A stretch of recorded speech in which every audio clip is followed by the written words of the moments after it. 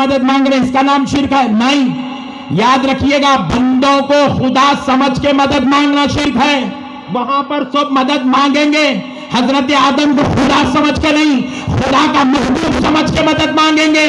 پھر اللہ ہوگا تو اللہ کو اللہ سمجھ کے مدد مانگنا اور بندوں کو بندہ سمجھ کے مدد مانگنا، اس میں کوئی خرابی نہیں ہے، یہ جائز ہے.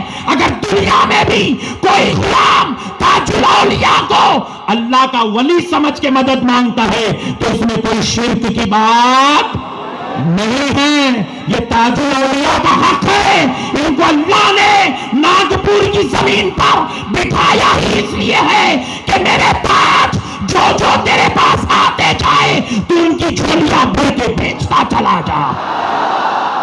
وما علینا الا البلاغ والحمد للہ رب العالمین.